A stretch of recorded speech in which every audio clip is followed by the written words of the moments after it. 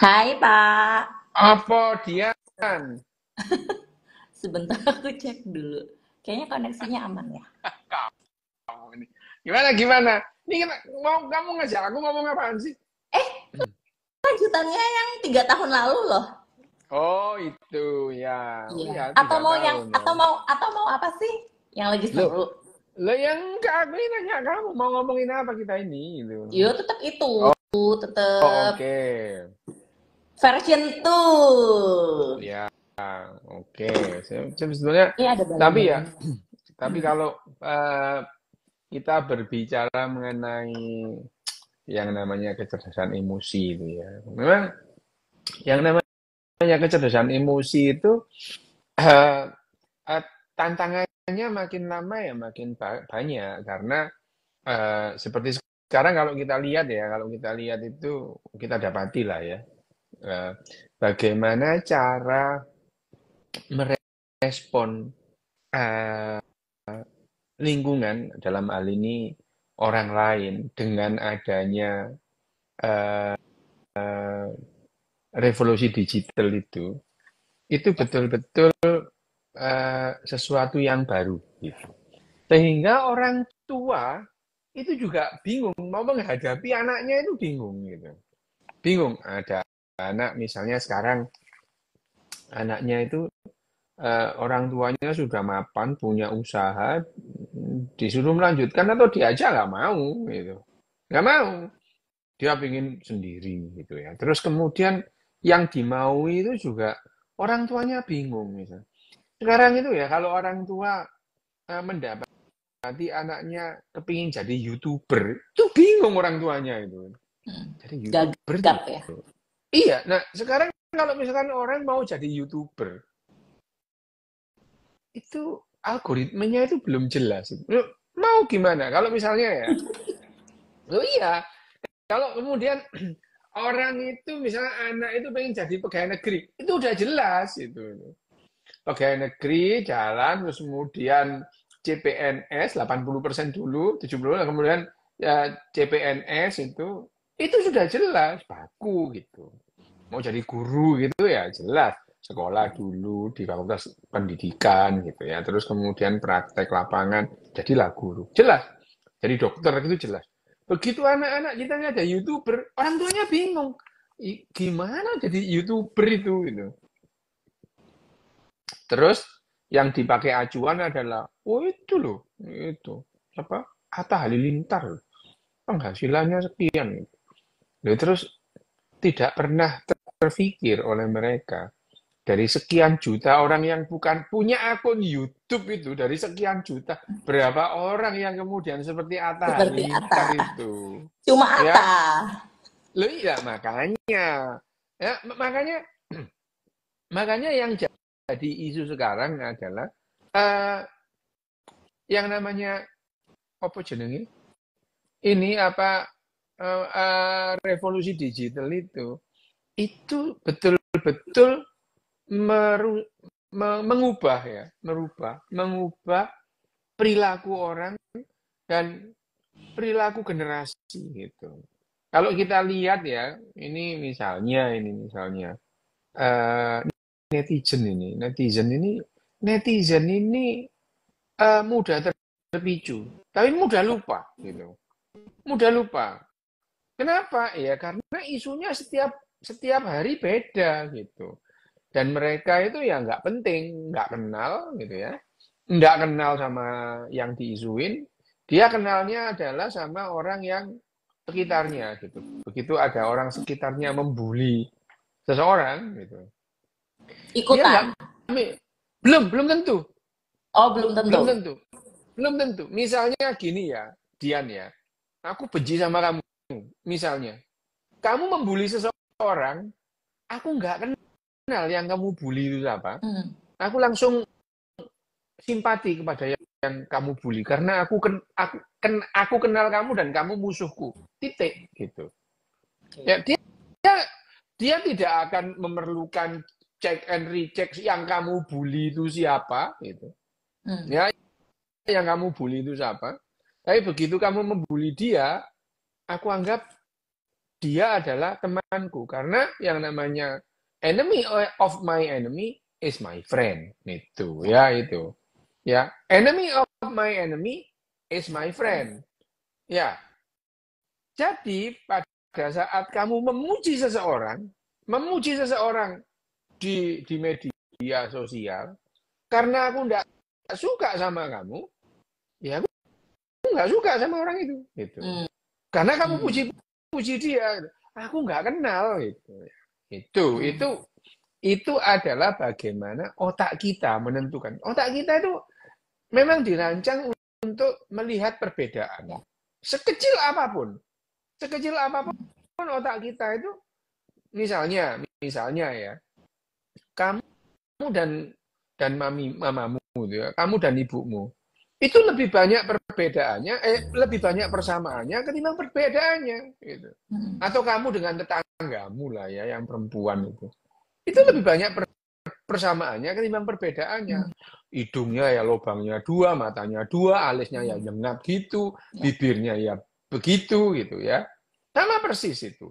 Telinganya 2, jadi lebih banyak persamaannya. Tapi otak kita memang dirancang untuk melihat perbedaan. Karena otak kita itu tujuannya menentukan, ini sebetulnya mangsa kita, apa malah kita yang jadi mangsanya mereka gitu. Predator. Kita makan atau dimakan gitu iya. ya. Otak binatang memang untuk menentukan itu. Jadi dia harus bisa membedakan sedikit saja perbedaan. Jadi akhirnya otak kita memang dirancang untuk melihat perbedaan, sedikit saja perbedaan itu. Itu untuk melihat. Jadi misalnya ya, kamu dan adikmu gitu. Sekilas saja orang tahu ini dia, ini adiknya gitu. Ya. Meskipun lebih banyak persamaannya gitu. Itu yang apa namanya? Yang disebut kenapa otak kita itu mudah sekali melihat perbedaan gitu. Mudah sekali. Sehingga untuk melihat persamaan jadi susah gitu. Susah melihat persamaan karena kita sering melihat perbedaan. Nah, pada saat revolusi kognitif ini, revolusi kognitif yang karena digital ini betul-betul mengubah banyak hal itu ya. Banyak hal. Yang paling gampang gini ya, paling gampang. Kalau kamu dulu waktu tahun 70, 80 atau 90-an masih SD gitu ya. Siapa yang masih SD tahun 90-an gitu ya. Itu kalau kemudian kamu menulis di buku, orang lain nggak boleh baca. Ibumu pun nggak boleh baca itu. Kamu kunci ada gemboknya gitu. Ada gemboknya. Jadi buku diary itu ya, buku catatan harian itu kamu kunci, nggak boleh ada orang yang membaca. Itu tahun 90 itu. Buku itu ono gemboknya gitu ya. Oh ya, ada gemboknya itu macam-macam ya. Ya, buku itu ada gemboknya. Tahun 90 masih banyak itu. Kita lihat, perhatikan di toko-toko buku itu ada kuncinya itu. Sekarang dengan adanya revolusi digital ini, kebalik. Ngapain aku nulis kalau nggak ada yang baca? Gitu. Ya? Betul. Itu sudah sesuatu yang akhirnya dalam waktu 30 tahun kurang itu perilaku kita sudah jauh berbeda gitu. Sehingga gap antara orang tua macam kamu itu ya misalnya itu, yang dulu bukunya gembokan itu, dengan sekarang dengan perilaku anak-anak itu jadi berbeda. Belum lagi yang namanya merespon sebuah pendapat gitu. Merespon sebuah undangan. Merespon sebuah ajakan. Dan kalau kamu dulu tahun 70-an, 80-an, 90-an, belum ada lah yang namanya WhatsApp, belum ada, Twitter belum ada, Facebook belum ada. Bahkan SMS itu baru ada tahun 94, itu pun ya 98. SMS pertama itu tahun 98. Itu pun wong suge-suge tok sing yang bawa handphone gitu ya. Ya. Jadi tahun 90-an yang ada adalah orang surat-suratan. Jadi Pak Pos itu masih relevan gitu. Bayangin aja Dian ya, kalau aku dulu punya yang namanya sahabat pena. Dulu ada istilah sahabat pena itu dulu ada gitu ya. Sahabat pena gitu. Ya dulu ya. Aku punya sahabat pena orang Tel Aviv itu ya, tahun 70. Hmm. Anak-anak Tel Aviv lah tahun 70 ya. 70. Dan perhatikan ya, kalau misalkan dulu ya. Misalkan seseorang itu mendapatkan selembar atau dapat surat dari sahabat penanya itu, ya, dibuka gitu ya. Dibuka terus kemudian, waduh selamat pagi atau salam. Waduh ini akhirnya dibaca lah ya. Baca aja semua itu. Dibaca kita, oh ya ini temanku dia mengabarkan kabarnya, keadaan di Tel Aviv seperti apa gitu ya. Nah, kalau seandainya kamu mendapatkan surat dari sahabat penamu itu, kamu tidak serta-merta nulis surat, ya. Kamu Iya. cerna dulu, ya. Kamu cerna dulu itu cerita dari temanmu yang nun jauh di sana di Israel sana itu. Hmm. Kamu cerna, terus kemudian kira-kira aku Balas mau balesin apa ya apa gitu, ya? Iya. ya. Mau balesin apa ini itu ya? Iya, iya. Sampai 2 hari, mungkin 3 hari, mungkin empat Iya, hari, betul. baru kamu beli kertas surat, baru beli Hmm. kertas surat. Kamu beli kertas surat itu juga milih-milih loh, kertas surat yang bagaimana gitu ya. Mm-mm. Ya ini, ya ini yang bagaimana? Wah, cari yang warnanya merah hati atau warnanya biru ya. Setelah kamu dapat, itu kamu juga tidak serta nulis. Kamu mikir kanan kiri, nulis apa ya? Terus Iya, kemudian, betul. wahai halo temanku itu, aku sudah menerima suratmu ya, gitu. Terus kabarku baik. Aku harap kamu juga demikian. Nulis itu kamu pikir betul itu pelan-pelan itu ya dibaca lagi kalau nggak cocok diuntel-untel dibuang gitu ya. Iya. Nulis lagi gitu. Ya, itu adalah perilaku generasi-generasi tahun tahun 70, 80, 90 ya Hmm. itu ya. Ditulis dibuang gitu. Mm-mm. Terus kemudian ya nulis lagi gitu ya. Terus kemudian nulis lagi. Ya gitu. Nah, kalau kamu sudah ngirim surat gitu ya. Kamu juga ngirim surat itu. Terus 1 minggu, 2 minggu belum dibalas kamu nggak apa-apa gitu. Nggak baper. Nggak apa itu. Kamu nunggu ya. 1 minggu, 2 minggu, 3 minggu, 4 minggu, 1 bulan. Mulai kamu, kok belum dibalas-balas ya? Mulai. Iya. Setelah 1 bulan gitu. Mulai kalau kamu nunggu di depan rumah, kalau ada Pak Pos lewat, kamu berharap-harap Pak Posnya mampir ke rumahmu gitu. Ternyata Pak Posnya terus gitu. Ya, Iya, itu iya. adalah Betul, perilaku betul. generasi-generasi tahun sekian, tahun 80 90 gitu ya. Ya, gitu. Nah, itu siklusnya begitu, menerima surat, waduh suratmu sudah aku terima, terima kasih kabarku baik-baik. Dan kamu menuliskan balasan itu kamu pikir betul karena cuma 2 halaman Mm-mm. gitu. Itu, kertasmu itu cuma 2 halaman gitu ya. Itu yang membuat perbedaan. Nah sekarang kalau kamu WhatsApp anakmu nggak dibales gitu ya, kamu marah-marah gitu ya. Padahal baru WhatsApp 10 menit nggak dibales, kamu marah-marah. Kamu lebih marah lagi kalau sudah centang dua Cuma nggak dibaca. dibales, dibaca. Lah, kamu lebih marah. Nah, perilaku yang ini adalah bagaimana kita memahami dunia dengan cara berbeda. Dunia dengan cara berbeda. Sekarang ini ya itu yang terjadi gitu. Ya, itu yang terjadi. Tidak lagi seperti tahun 80 90. Kita juga tidak mau, ya tidak mungkin kita ini terus kemudian apa namanya? Terus kemudian zaman sekarang loh, gadget ini gadget ini adalah hal yang membantu kita mempermudah hidup kita gitu. Ya, Hanya saja secara paradok tentu ada hal-hal yang menjengkelkan itu, tentu itu ya.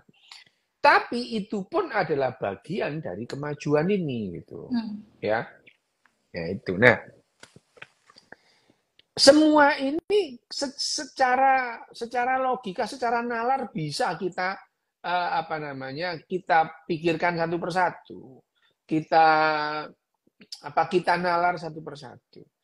Justru kalau kita nalar itu ya, seperti yang kita dulu 3 tahun yang lalu kita bahas yang namanya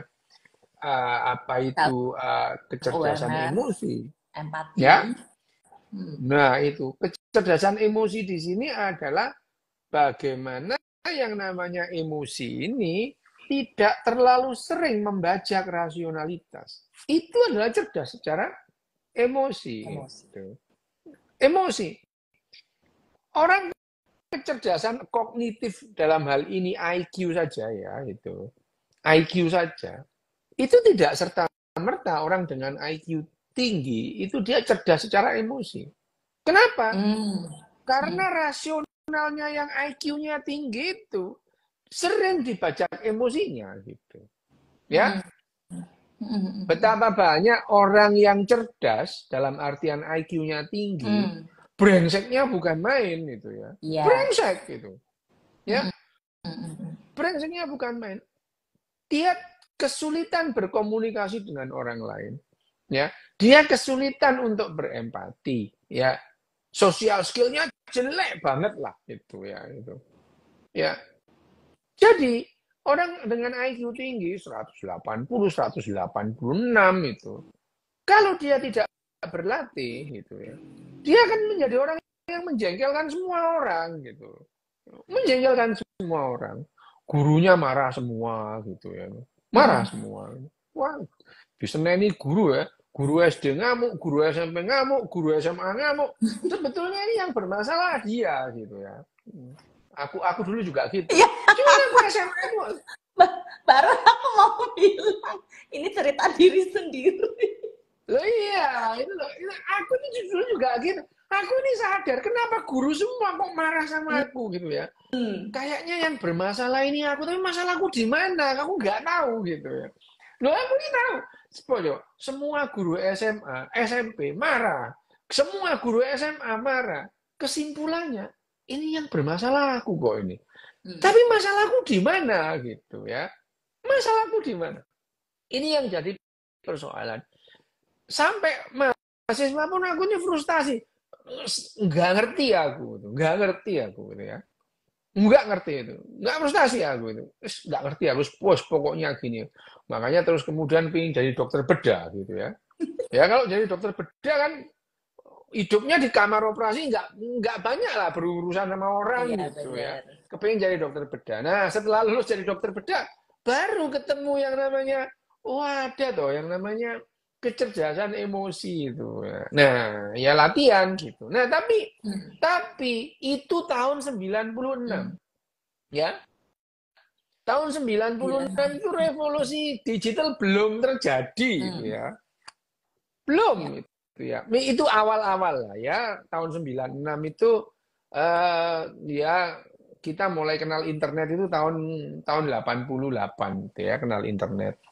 Tahun 91 itu karena di Sydney sudah ada internet dan bagus itu kita mulai itu chatting-chattingan itu ya lewat menggunakan Yahoo Messenger gitu ya itu. Itu adalah awal-awal bagaimana revolusi digital itu dimulai gitu ya. Dimulai. Sehingga kita memahami dunia itu dengan cara berbeda gitu ya. Dan akhirnya kita paham manusia itu kalau diberi otoritas, nilai itu diabaikan gitu. Ya. Kalau dulu kita selalu mengatakan bahwa kita itu mencari nilai gitu ya. Kita mencari nilai, selalu man search value gitu ya.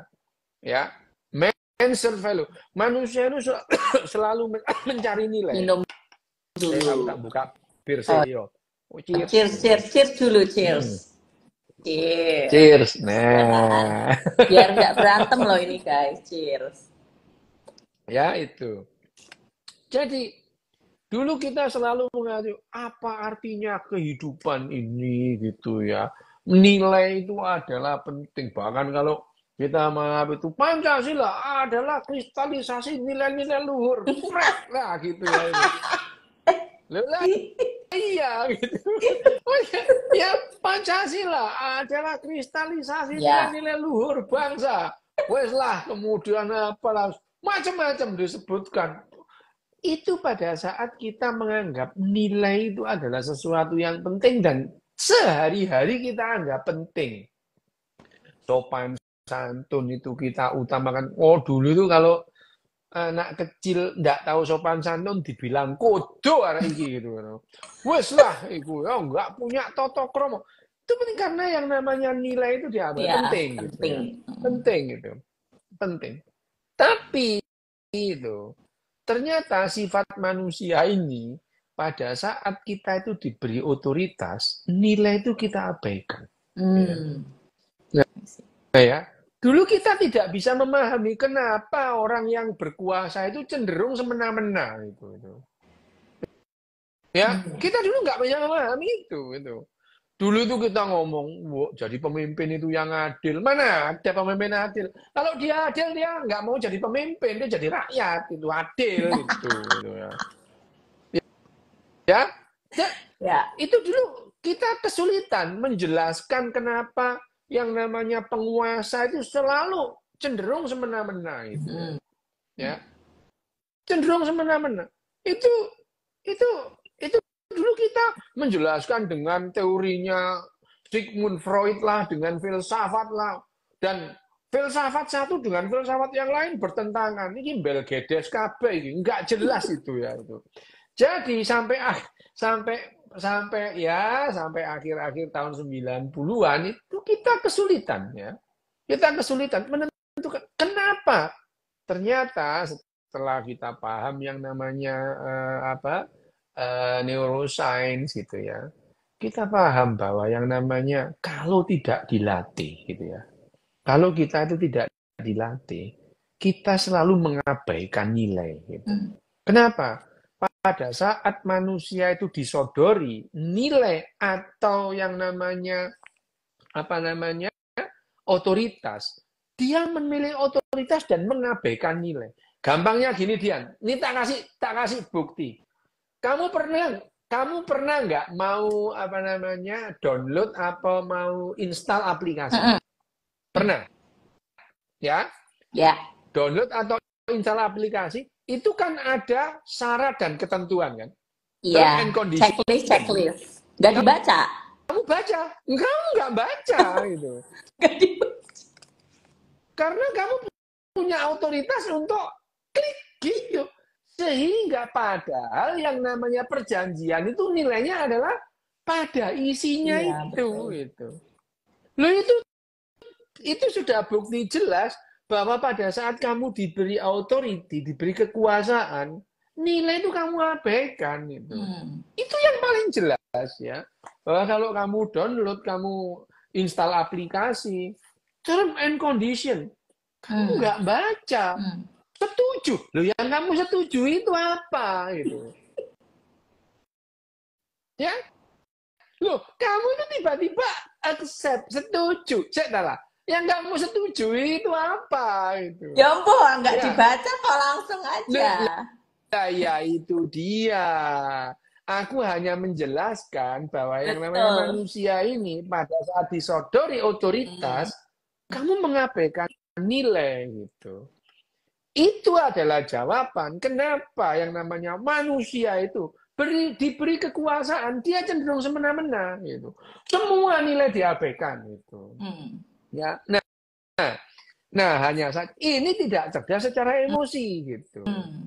Kalau kita cerdas secara emosi tadi itu ya, kamu tidak akan semena-mena kalau kamu itu terus kemudian kita tidak akan semena-mena kalau kita itu berlatih untuk berempati gitu. Ya, bayangin kalau kamu menemukan barang tidak ada orang di suatu tempat, kamu anggap itu otoritasmu untuk mengambil barang itu.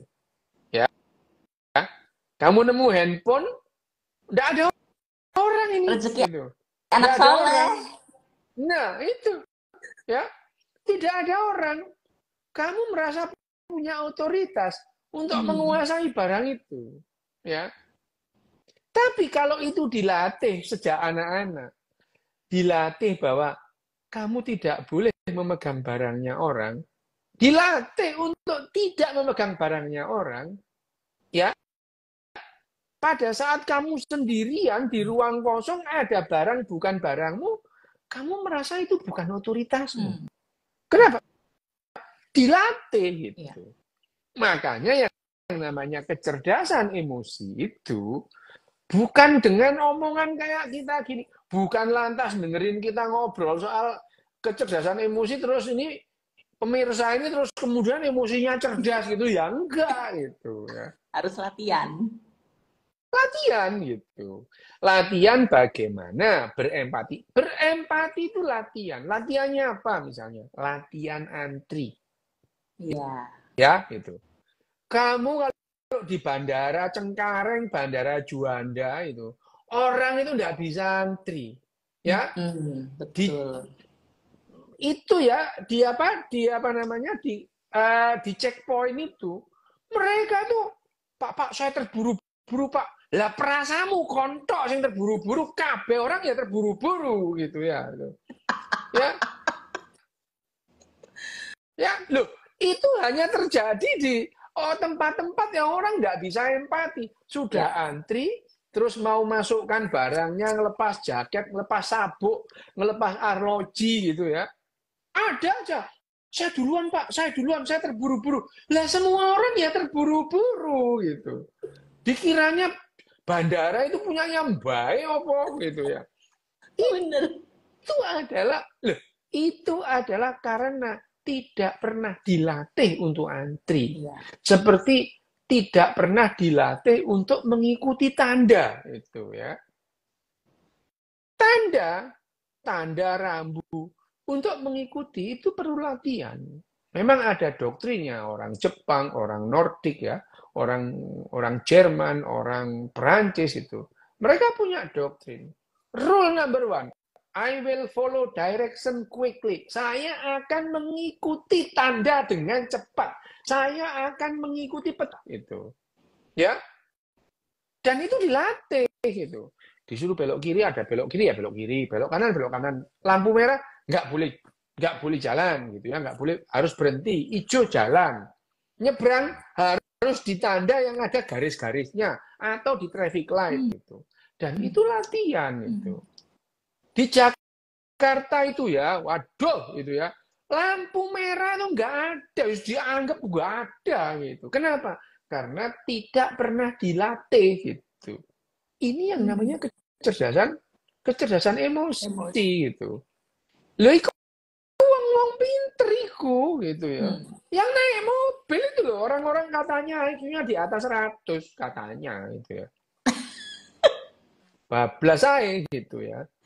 Ya karena mereka tidak, itu adalah jadi kecerdasan emosi itu ada relatif. Nah, apalagi sekarang ada gap. Gapnya itu sangat jauh antara emak dengan anak itu gap apa namanya gap bagaimana menyikapi, bagaimana mereka menangkap kehidupan itu sangat jauh gitu.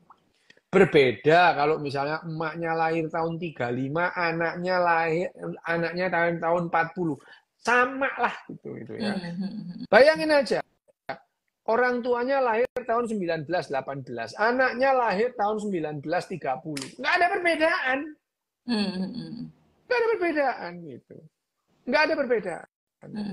Karena apa yang terjadi tahun 30 nggak ada bedanya dengan yang terjadi tahun 20 atau 19. Tapi begitu sekarang itu jauh berbeda gitu ya. Nah, sekarang betapa yang namanya ada permasalahan sedikit, kamu tidak tahu masalahnya, kamu ikut nimbrung, komen, wah kayak ngerti-ngerti gitu ya. Semua orang jadi ahli gitu ya. Kemarin dia jadi ahli gempa bumi, sekarang jadi ahli kereta api. Besoknya jadi ahli kedokteran gitu. Semua jadi ahli. Ya, itu. Semua dikomentari gitu. Semua dikomentari. Dikomenin, semua dikomenin. Ya, gitu. Jadi ya itu. Komen itu apapun. Kamu itu kayaknya kepingin komen yang nomor 1. FOMO gitu ya. Pokoknya jadi orang yang pertama komen gitu. Nggak peduli komennya itu bagaimana. Lah, ini yang perlu dilatih gitu ya. Perlu dilatih. Untuk sekedar tidak komen itu perlu dilatih gitu ya. Itu perlu dilatih. Ya. Makanya aku latihanku itu kalau mau komen, no komen, no komen, jangan komen, jangan komen, jangan komen. Itu tak tulis. Kamu kalau lihat ya, lihat aku tuh pengen komen itu, gitu. Pokoknya begitu aku ada, aku ini jarang mengomenin sesuatu tuh, jarang. Karena begitu aku kepengin komen, yang kulakukan adalah tak tulis, jangan komen, jangan komen, tak tulis, tak posting gitu ya, tak posting. Ini aku nggak mau komen. Ya, gitu. latihan. Itu latihan. Bagaimana melatih, bahkan kalau apa namanya latihan untuk menahan untuk segera posting. Ya, jadi kalau sudah tak tulis itu, meskipun ada tiponya, aku kalau nge-tweet ada tipe gitu ya, nggak tak koreksi, nggak tak biarin aja. Meskipun aku nanti apa namanya postingnya itu kira-kira ya setengah menit, 1 menit kemudian gitu ya. Jadi kalau mau posting itu, mau diupload itu, nunda dulu jari ini beberapa detik gitu. Iya. Dalam rangka ya, dalam rangka aku ini wong nyebeli, aku tuh terlahir dengan bakat tunggal, nyebeli gitu ya. Orang semua marah gitu. Aku paham bahwa itu adalah handicap gitu ya. Makanya ini aku latihan gitu. Ya masih nyebelin tapi nggak seperti dulu gitu ya. Masih nyebelin. Sekarang aku tahu, aku juga nyebelin aku tahu gitu. Tapi tidak seperti dulu gitu. Kalau dulu itu beneran itu. Kalau dulu itu dari 10 orang yang sebel 12 gitu ya. Sekarang lumayan lah ya gitu. Loh iya, kan dibanding tweet 2000 berapa itu? 2010. Ya kan beda. Beda ya, kan? Beda. 2010 beda. sama sekarang Beda. jauh. Loh, aku ini ya Dian ya. Kalau lihat YouTube kan aku tuh nggak pernah punya YouTube. Itu kan aku diundang ngomong terus kemudian direkam. Itu ya rekamanku yang ngomong tahun 2009, 2010 gitu ya. Aku aja pengen ngampleng nih. Wah, kok ya gitu. Aku sendiri tuh lihat rekamanku aku pengen ngaplok. Apalagi orang lain gitu ya. Apalagi orang lain gitu. Aku aja jengkel apalagi orang lain. Aku udah jengkel lihat rekamanku apalagi orang lain gitu. Ya. Dian itu tadi ada Kowim. Kowim tahu kan? Ya, mana Kowim Sani. Mas Kowim? Sudah masuk Ini kan? ada barusan masuk. Nah, waktu kamu membuat membuat pengumuman mau IG Live itu, dia itu ngomenin di DM. Oh, saiki ambek sing bening-bening ngono. Tapi waktu Pariu sama Mas Kowim, aku dalam hati, oh sekarang sama yang gini. Itu. Jadi ngene, sekarang sama yang bening-bening. Terus tak balas sih, yo ambek kon burek, males aku ngono. Ya, itu. Ya, ini balik lagi yang namanya kecerdasan emosi. Saya paham, saya tidak cerdas secara emosi dan satu-satunya untuk meningkatkan dengan latihan gitu ya. Latihannya bagaimana? Nah, dulu kan kita pernah ya kalau kita kecerdasan emosi itu kita breakdown dari yang namanya awareness ya, empati. Itu self awareness, empati, social skill, ya terus kemudian self motivation gitu. Tapi itu semua hanya dengan latihan-latihan sederhana gitu. Tinggal mau atau tidak gitu ya. Follow direction quickly gitu ya.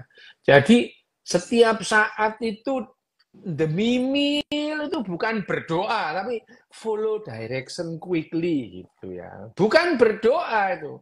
Demi mil itu bukan umi-umi berdoa, tapi itu tadi, I will follow direction quickly. Ya.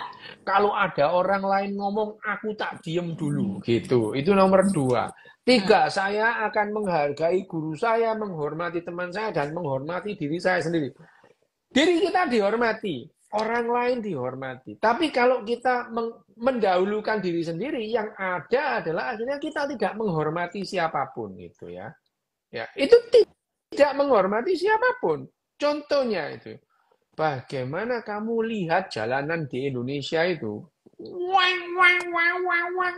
Loh, kehidupannya sendiri aja loh, dia tidak menghargai, apalagi kehidupan orang. Gitu. Ya, Yes. kamu lihat tuh, ngepot, nguap. Loh, itu membahayakan dirinya sendiri. Loh, kehidupannya dia aja nggak dihargai, apalagi kehidupan orang lain. Makanya doktrinnya itu adalah saya akan menghargai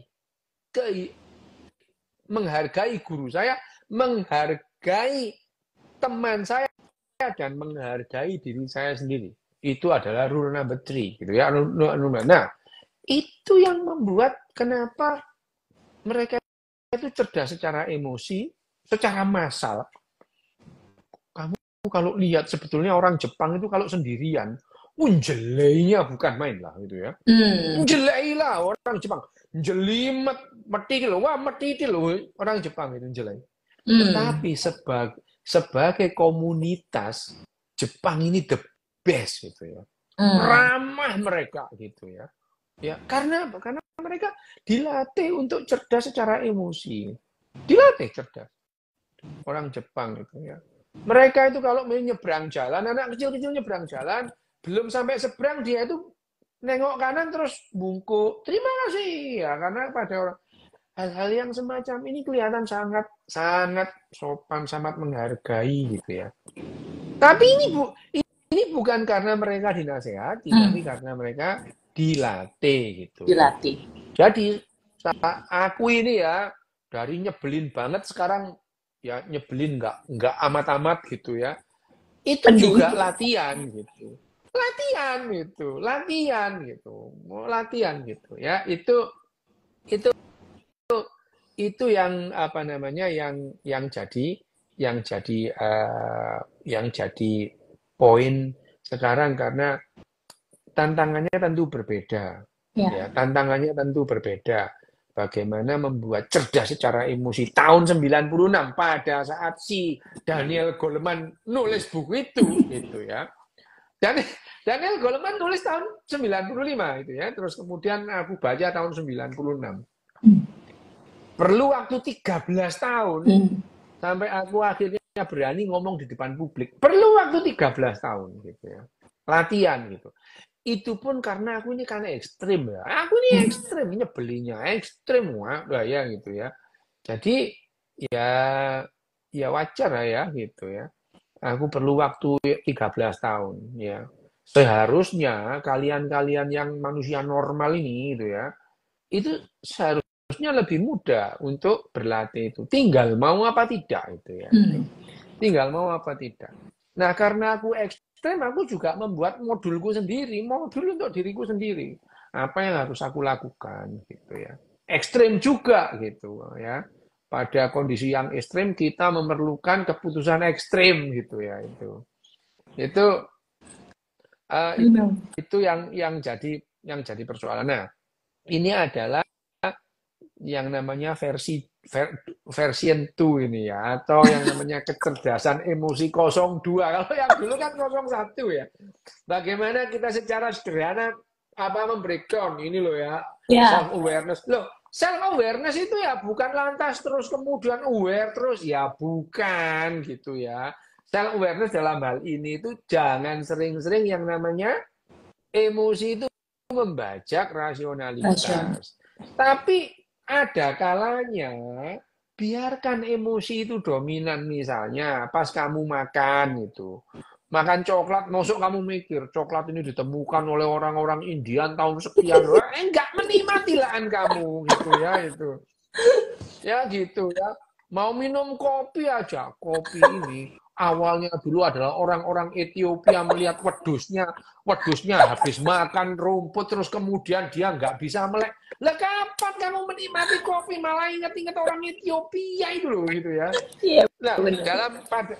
pada saat kita menikmati kopi lah ya wis lah ya gitu. Ya itu nggak apa-apa. Artinya kita latihan pada hal-hal tertentu.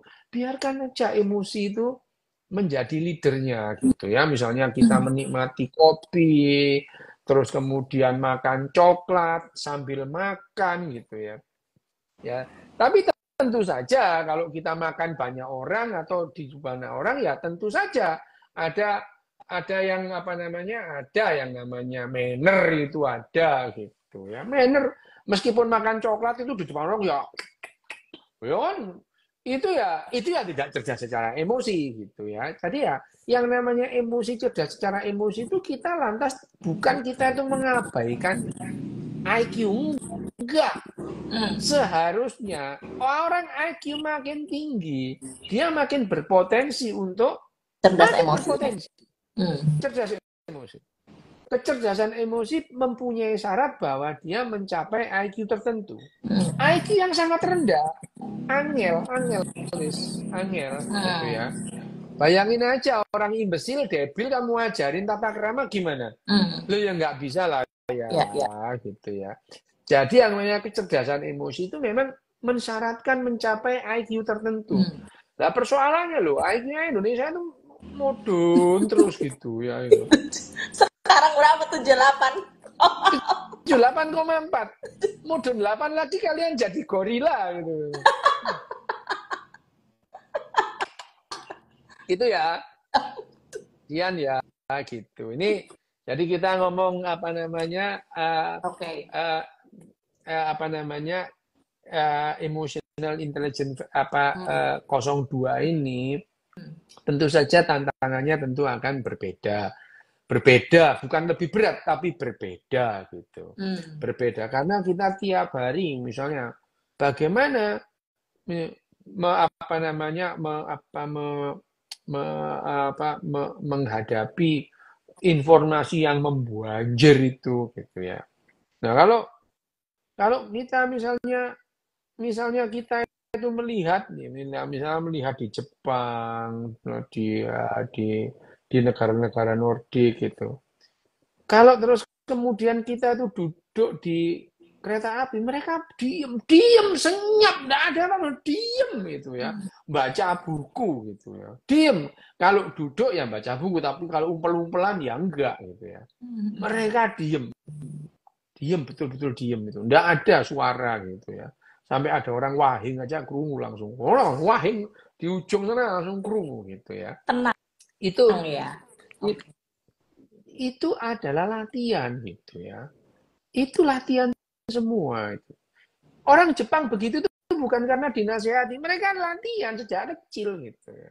Bukan karena dasarnya mereka gitu sama. Kalian tuh lahir ya telanjang, nggak punya apa-apa seperti anak Jepang. Jadi anak Jepang lahir dengan anak Indonesia lahir itu sama persis gitu ya. Hmm. Yang membedakan adalah pendidikan dan pengasuhannya gitu Hmm. ya. Tapi ya ngomong-ngomong kalau kita ini ngomong Jepang-Jepang dari tadi itu, kalau kepingin seperti Jepang, ya kita mendidik dan mengasuhnya ya gaya Jepang ya. Ojo gaya brebes yo gitu. Ya nggak bisa. Lah ya makanya kalau kamu mengasuh gaya brebes ya jadinya ya orang-orang Iya, brebes gitu ya. Kalau tuh. kita mengasuh dengan gaya Pakistan ya jadinya orang-orang Taliban gitu. Kalau kita mau kepingin Jepang, ya udah gitu. Tidak mungkin kita melatih dan mengasuh anak niru gayanya orang Mesir, Hmm. tapi berharap seperti komunitas Finlandia. Lu gak mungkin gitu ya itu. Ya ini sekedar apa namanya memberikan penekanan bahwa yang namanya sekarang itu kita makin paham sifatnya manusia. Kenapa? Ya, kita paham bagaimana otak kita bekerja gitu ya. Hmm. Kenapa? dulu jawaban-jawaban filosofis itu dulu itu ya, sekarang udah nggak perlu itu. Karena fakta aja kamu jelasan. Ada fakta begini, ada fenomena begini, mekanismenya seperti ini, kamu terangkan saja, nggak usah pakai. Menurut Einstein, menurut Laupolo ya itu, bayangin aja, perilaku kok menurut Einstein itu nggak belajar perilaku gitu ya. Einstein itu belajar fisika gitu ya, itu apa yang namanya tadi itu apa namanya kecerdasan emosi 02. Wih, hampir 1 jam loh aku ngecepres Masa William. sih? Oh iya ya.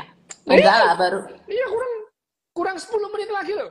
Oh iya, kurang 10 menit lagi. Terus kalau misalnya emotional intelligence itu berarti memang tidak bisa berdiri sendiri karena berkaitan dengan IQ kan tadi kan. Oh iya, betul. Ya, keberhasilannya berkaitan dengan Iya, IQ juga. betul. Dengan Terus kalau kecerdasan misalnya kognitif, nih ya. Pak, misalnya ada yang kita bilang tadi ya nyambung sama tadi, lo IQ-nya udah tinggi, tapi keputusan-keputusan yang dia buat dalam hidup itu malah cenderung tidak sesuai dengan IQ-nya yang tinggi gitu loh. Apakah Loh, itu berarti ya emotional tadi intelligence-nya berarti kurang iya. latihan ya? Lah gimana tadi itu? IQ-nya tinggi tapi ngerabas lampu merah terus itu. Karena dia tidak pernah latihan. Iya, iya. Dia tahu bahwa handphone itu bukan barangnya, tapi dia pegang, dia ambil, dia bawa pulang dengan alasan rezeki anak soleh. Loh ya apa gitu ya? Karena nggak latihan gitu. Tidak latihan. Ya memang ada sih orang yang sejak dari kandungan itu tidak mau, sejak lahir itu kecenderungannya dia nggak mau memegang barangnya orang ada gitu. Tapi kebanyakan kalau nggak dilatih ya itu yang terjadi. Manusia itu tidak dirancang untuk antri. Manusia tidak dirancang untuk antri. Tidak dirancang untuk antri. Karena manusia tidak secara biologi manusia itu tidak dirancang untuk bergerombol dalam jumlah yang banyak gitu. Ya. Itu.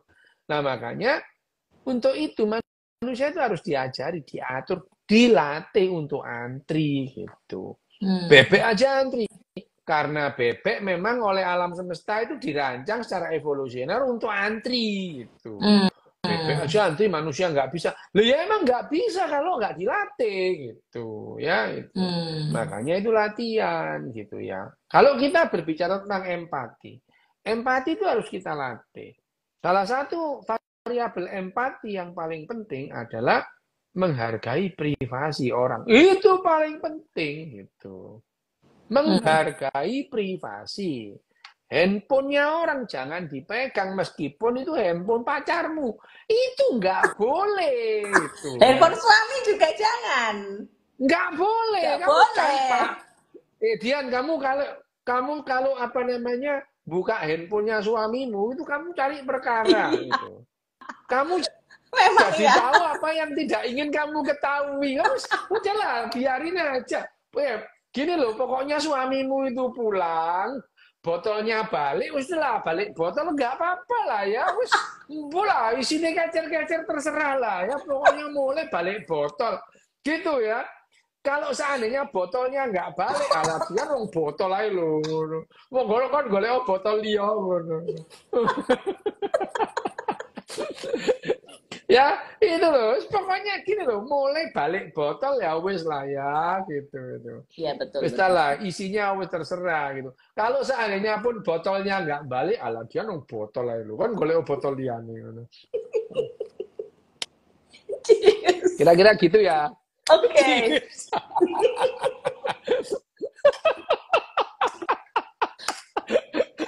Anyway ini teman-teman tuh ya. Pokoknya ya teman-teman, jangan pernah berpikir aku sama Pak Ryu ini seumuran ya. Jangan pernah berpikir ya. Ya Jangan gak tuh. lah, Rek. Waduh. Nggak mau, nggak mau. Soalnya kalau dulu kan aku manggil Mas Jiwo itu ya Mas kan, ya nggak Iya, Mbah toh. Yang lain manggil Mbah itu, nah itu Mbak. pasti masih rambutnya wes putih. Kalau sama Pak Rio jangan dipanggil Mas, gengs. Jangan, nanti kita ngikut generasinya beliau. Jangan. Ya iya, makanya tuh ada yang tahu Daspil loh. Ya Lah kan? ya, umurku tuh tahun ini umurku 65. Bukan 64 ya? Oh, 65. Dari tahun Oh, 65, Rek. oh iya betul betul 65. 65 loh guys, ya kan? Ya, oke. Ya itu. Maca enom tapi. Ya wes gitu ya. Ini Sudah. udah kurang 5 menit itu nanti. Terus Udah nanti kapan-kapan lagi nanti. Kalau kamu nggak save hilang loh, kamu nggak bisa oh iya save nanti. Satu iya jam betul. kan? Iya betul betul betul betul. Berarti nanti kita lanjut lagi gengs di Lanjut aja, oke. kesempatan berikutnya ya. Jangan sama Mas Kowim terus lah. Sekali-kali sama Komen loh, ini loh Dian, aku ini ambek komen itu mintanya itu tiap minggu lah. Aku sakjane nih, kalau aku bisa tuh ya enggak apa-apa. Tapi orang-orang itu ya dikira aku ini bully komen gitu. Loh, wong memang loh ya gitu. Ya aku itu dikit komen itu ya misalnya, ya mas oke, nanti apa Jumat jam 8 itu nggak bisa ganti besok gitu. Orang-orang itu seakan kowem ala kowem mbok seakan niku lho ngarek koyo ngono jarno ae lah. Orang-orang itu nggak ngerti kowem. Yo, aku sudah puluhan kali sama kowem itu. Orang-orang ngira itu aku kowem itu apa aku? Aku tuh nggak pernah ketemu kowem. Kowem pertama ketemu aku di Jogja itu. Sampai sekarang itu aku ketemu kowem itu baru 3 kali. Gitu. Sampai sekarang baru 3 kali. Gitu. Iya, di Jogja 2 kali, di Jakarta ya cuma 2 kali 3 kali. Gitu. ya, betul betul ya berarti tapi ini pemirsa pada setuju kok. Yo bener lanjut jangan sama Mas Kowim terus. Mem, delon kon mem. Oh, aku mau sih akeh wong sing bully kon mem. Maaf Kon ya kan Mas. bullyable. Jadi Memang ya jadi ini disabotase dulu ya Mas Kowim ya. tapi Dian kamu kalau ketemu Kowem, emang dia itu wajahnya itu kita pengen bully aja itu, kalau ada dia itu. Kalau kalau ketemu Kowem itu kita tuh hasrat bully kita itu Iya memang betul. Makanya jangan jadi satu nih, kita bertiga kalah deh mesti Ki. Soalnya nih loh guys, aku tuh sama Pak Ri tuh sama-sama lahirnya tuh deket banget, berbahaya. Makanya kalau jadi satu kalah wes mesti Mas Kawim, janganlah. Jangan. Ya wis. Ya wis, Oke. sampai ketemu Berarti lagi. nanti kita lanjut Dian. lagi ya. Thank you, Oke. Ya, Pak. oke. Thank you semuanya. Sampai ketemu nanti ya di kesempatan berikutnya. Kecerdasan emosi version 2, bye-bye dulu. Dadah.